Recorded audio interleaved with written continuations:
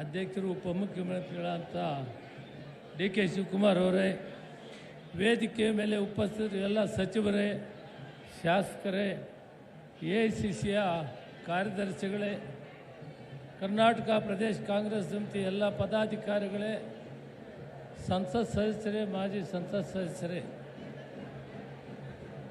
ಯಾವತ್ತೂ ಕೂಡ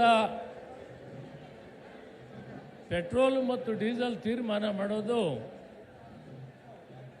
international market barrel ಬೆಲೆ ಮೇಲೆ ತೀರ್ಮಾನ ಆಗ್ತದೆ. ಬ್ಯಾರಲ್ ಬೆಲೆ ಯಾವ ರೀತಿ ಇರ್ತದೆ ಎಂದು ಇಂಟರ್ನ್ಯಾಷನಲ್ ಮಾರ್ಕೆಟ್ಗೆ ಕಂಪೇರ್ ಮಾಡಿದಾಗ ಅದನ್ನು ಆಧಾರ ಮಾಡಿ UPA ಸರ್ಕಾರ ಇದ್ದಾಗ ಕೂಡ ಸೋನಿಯಾ ಗಾಂಧಿ, ಮನಮೋಹನ್ ಸಿಂಗ್ ಅವರು ಪ್ರಧಾನಮಂತ್ರಿ, ನಾನು ಕೂಡ ಅಲ್ಲಿ ಸಚಿವರಾಗಿ, ಇಂಥ ಸಂದರ್ಭಗಳು ಬಂದಾಗ ರೈತರ ಮೇಲೆ, ಸಾರ್ವಜನಿಕರ ಮೇಲೆ ಹೊರೆ ಆಗಬಾರ್ದು ಡೀಸೆಲ್ ಪೆಟ್ರೋಲು ಅಂಥೇಳಿ ಅದಕ್ಕೆ ಸರಿಸಮವಾಗಿ ಮಾಡಬೇಕು ಅಂತಿದೆ. ಆದರೆ ಇವರು ಬ್ಯಾರಲ್ ಬೆಲೆ 2ರಷ್ಟು ರೈತರು ಉಪಯೋಗಿಸೋ ಡೀಸೆಲ್ ಆಗ್ಬೋದು, ಪೆಟ್ರೋಲ್ ಆಗ್ಬೋದು, ಲಾರಿಗಳು ಉಪಯೋಗಿಸೋದು, ಇದನ್ನು ಡಬಲ್ ಮಾಡಿದ್ದಾರೆ. ಇವರು ಕೇವಲ ಹಣ ಸಂಗ್ರಹಣೆ ಮಾಡಿ ದೊಡ್ಡ ದೊಡ್ಡ ಕಂಪನಿಗಳ ಜೊತೆಯಲ್ಲಿ ಶಾಮೀಲಾಗಿ ಸಾಮಾನ್ಯ ಜನರಿಗೆ, ವಿಶೇಷವಾಗಿ ರೈತರಿಗೆ, ಬಡವರಿಗೆ ಹೊರೆಯಾಗುವಂಥ ಕೆಲಸವನ್ನು ಮಾಡಿದ್ದಾರೆ. ಇವತ್ತು ಇಡೀ ರಾಜ್ಯದ ಉದ್ದಗಲಕ್ಕೂ ಕೂಡ ಸಾವಿರಾರು ಜನ ಇವತ್ತು ಇಲ್ಲಿ ಭಾಗವಹಿಸ್ತಾ ಇದ್ದಾರೆ. ಮಾನ್ಯ ಅಧ್ಯಕ್ಷರು ಇದನ್ನು ಪ್ಯಾಲೇಸ್ ಗ್ರೌಂಡಲ್ಲಿ ಮಾಡಿದರೆ ಸಾರ್ಥಕ ಆಗ್ತಿತ್ತು. ಇವತ್ತಿಲ್ಲಿ 10,000 ಜನ ಕುಂತ್ಕೊಳ್ಳೋಕ್ಕಾಗಲ್ಲ. 50-60 ಸಾವಿರ ಜನ ರೋಡಲ್ಲಿ ನಿಂತುಬಿಟ್ಟಿದ್ದಾರೆ. ಎಲ್ಲ ಕಡೆಯಿಂದ ಜನ ಬಂದಿದ್ದಾರೆ.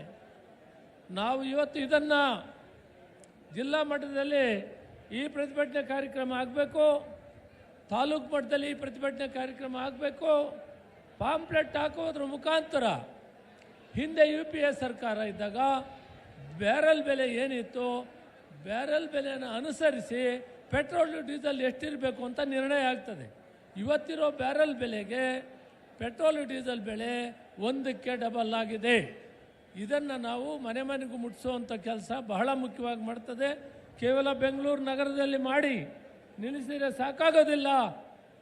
ಇದು ಜಿಲ್ಲಾ ಮಟ್ಟ, ತಾಲೂಕು ಮಟ್ಟ ಮತ್ತು ಬ್ಲಾಕ್ ಮಟ್ಟ, ಜೊತೆಗೆ ಹಳ್ಳಿ ಮಟ್ಟಕ್ಕೆ ಕೂಡ ತಗೊಂಡೋದಾಗ ಮಾತ್ರ ಜನರಿಗೆ ಎಷ್ಟು ಇದು ಅನಾನುಕೂಲ ಮಾಡಿದ್ದಾರೆ, ಎಷ್ಟು ದುಡ್ಡು ಇದರಲ್ಲಿ ಸಂಗ್ರಹಣೆ ಮಾಡಿದ್ದಾರೆ, ಆ ದುಡ್ಡು ಎಲ್ಲಿ ಹೋಗ್ತಾ ಇದೆ ಅನ್ನೋದನ್ನು ಅರ್ಥ ಆಗ್ತದೆ. ಆದ್ದರಿಂದ ದಯವಿಟ್ಟು ನಾನು ಪ್ರದೇಶ ಕಾಂಗ್ರೆಸ್ ಸಮಿತಿ ಅಧ್ಯಕ್ಷರಲ್ಲಿ ಮನವಿ ಮಾಡ್ತೀನಿ, ಇದನ್ನು ಈಗಿನಿಂದಲೇ ಈ ಹೋರಾಟ ಪ್ರಾರಂಭ ಆಗಿದೆ, ಇದು ಬೂತ್ ಮಟ್ಟವರೆಗೂ ಹೋಗುವಂಥ ಏರ್ಪಾಟುಗಳು ಮಾಡಬೇಕು. ಈ ಹೋರಾಟ ನಿರಂತರವಾಗಿ ನಡೀಬೇಕು ಅಂಥೇಳಿ ಈ ಸಂದರ್ಭದಲ್ಲಿ ಬೇರೆ ಸಾಮಗ್ರಿಗಳು ಎಲ್ಲ ಇದರ ಮೇಲೆ ಆಧಾರಪಟ್ಟಿದೆ. ಪೆಟ್ರೋಲ್ ಡೀಸೆಲ್ ಆಧಾರದ ಮೇಲೆ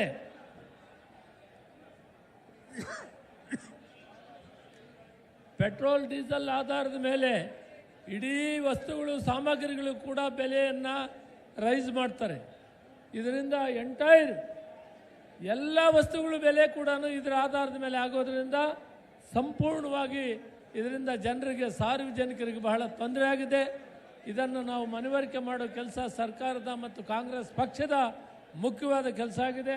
ಮಾನ್ಯ ಅಧ್ಯಕ್ಷರು ಇಡೀ ರಾಜ್ಯದಲ್ಲಿ ಇದರ ಕಾರ್ಯಕ್ರಮವನ್ನು ರೂಪಿಸ್ಕೊಳ್ಬೇಕು, ಜನರಿಗೆ ಮನವರಿಕೆ ಮಾಡಬೇಕು, ನಾವು ಪ್ರೊಟೆಸ್ಟ್ ಮಾಡಬೇಕಂತೇಳಿ ನನ್ನ ಮಾತಿಗೆ ವಿರಾಮ ಕೊಡ್ತೀನಿ. ಜೈ ಹಿಂದ್, ಜೈ ಕರ್ನಾಟಕ.